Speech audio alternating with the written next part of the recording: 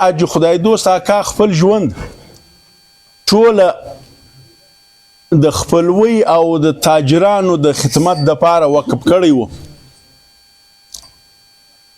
موږ د تقریبا د 1995 څخه دا د کوټې ښار د دکاندارانو د تاجرانو په خدمت باندې حاجي خدای دوست اکا د کوټې یو نوم و. دې سړي همیشه هغه کردار ادا کړی و چې د مسلمان یو ښېګړه وسي، مسلمان او د مسلمان و کور ته یو فایده ورورسوو. و هغه باب نن بند سولو چونکې هر انسان به د خپل وخت سره د دې دنیا څخه کوچ کوي او ځي به. زه د حاجي خدای دوست اکا له د 1906 ورځې د مخه ورغلم اسپتال ته. په دا اسپتال کې دا انسان دومره بېچینه و چې په والله بالله که پر دنیا د سړي شی په یاد کېږي خو دا انسان به ماته سترګې راپورته کړلې، دا لاس به یې راته دا تراکې بیا دا چې بای دا ملګري ټوله سره ښه دي چې یو سړی پر آل د زکندنې او یو سړی هغه مقام ته رسېدلی چې د خپل اولاد نه په یاد، د خپل مال نه په یاد، د خپله بیبي نه په یاد. خو دا سړي زه په ورځ د معاشر ګواهي ورکوم چې داسې دا مخامخ داسې کښېنولم، داسې په 2 منټه کې به دا سر راپورته کوي چې باید ښه ما بول وکړه، مطلب دا لاس به دی کې دا ټوله سره ښه. خو اول به موږ دا وایي چې الله د دې انسان د حقه موږ خلاص کړي. خو آخري خبره دا کوم نن د ده پر کمبله پاته سوي، د ده پر ټبر پاته سوي دغه زموږ مشر حاجي نثار اغا دا دی ناستی، د ده سره باري ماما ناستی، منوجان دی، سیف الملک دی، حبیب الله دی، کلیم دی او د ده د ټولو خپلوانو سره به دا زما خواست دی چې یاره که تاسو هر سړی د ځان حاجي خدای دوست اکا نسی جوړولی خو باید دا د شاید حاجي خدای دوست اکا پر لار روان سی او د هر ملګري سره د هر دکاندار سره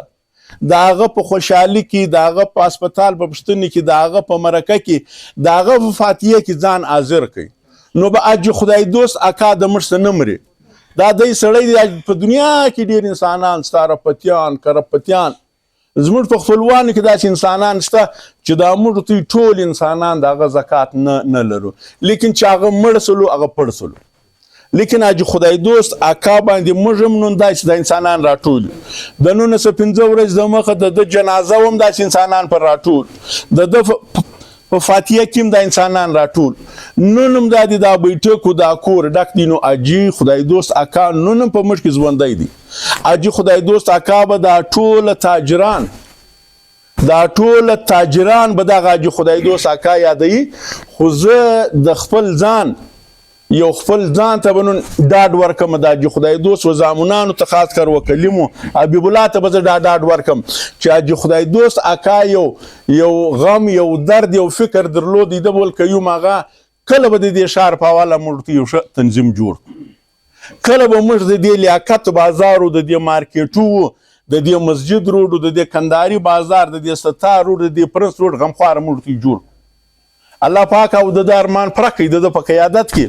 موږ د ګرد بلوچستان تنظیم جوړ کړي، ښایسته تنظیم جوړ کړي، ښایسته خلک مې جوړ کړو، خانداني خلک مې پکې واخلو. لیکن دی نن موږ یې پرېږدولو خو موږ انشاءالله مرکزي تنظیم تاجران بلوچستان نن په ډیره کلکه باندې زه په دا بیټک کې دا خبره کوم او انشاءالله زما ذمهداري به دا مشر حاجي نثار اغا اخي.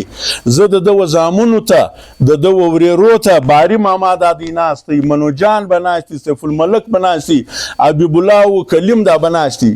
چې کستی والد صاحب نن ریلت کړی دی، وفات شوی دی، خو تاسې به یو غم نه کوئ.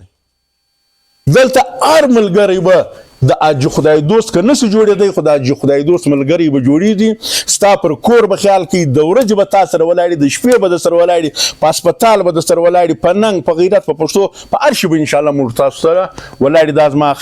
آخري که به بیا انا لله و انا الیه راجعون انشاءالله ټولو د ټولو دا لار ده. خو موږ به د حاجي خدای دوست پر هغه لاره ځو چې کوم د ده ارمان